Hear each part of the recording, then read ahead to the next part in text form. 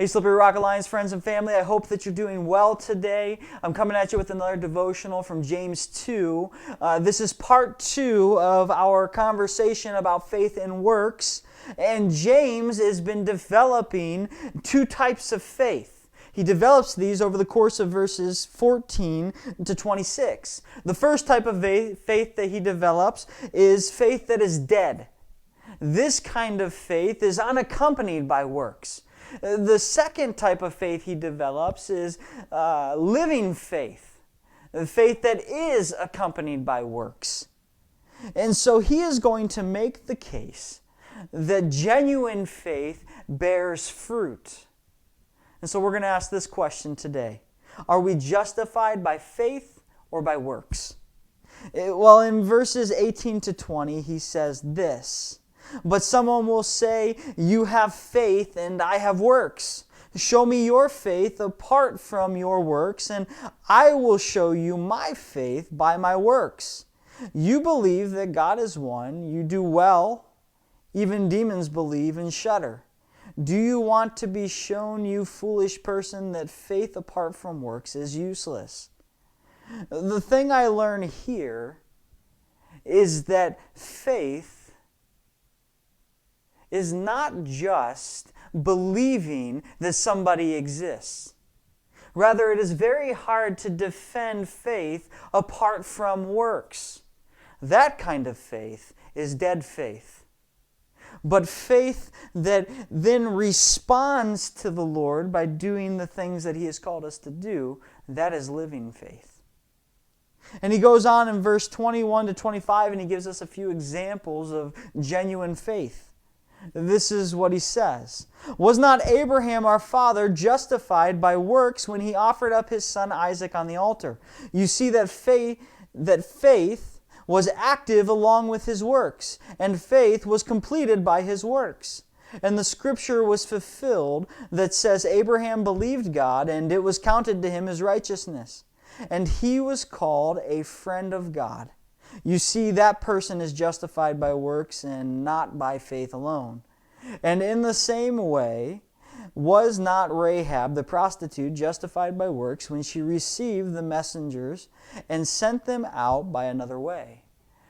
This passage seems a bit scary to those who say that salvation is by faith alone, because it seems like James is saying that that's not true here. But we need to look a little deeper at the passage and see what James is actually saying. The first example he gives us is Abraham. And he says, was not Abraham justified when he offered up his son Isaac? And then he said, this fulfilled the scripture that he was justified or declared righteous by believing in God.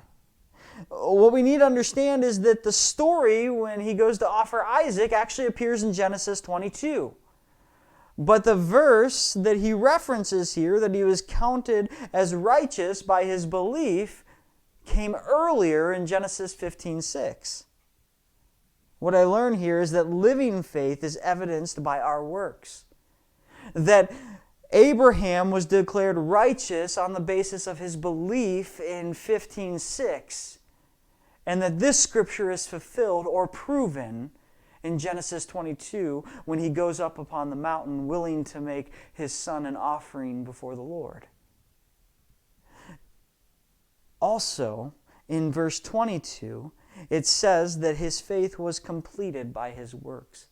The word completed here also means to be moved into maturity, that his faith was made mature by the works that he was doing and his willingness to offer his son. Then we see Rahab in verse 25. She too was proven genuine when she risked her neck to hide the spies and then send them out via a different way. She had faith in God that led her to respond by helping the spies. In verse 26, we hear this. For as the body apart from the spirit is dead, so also faith apart from works is dead.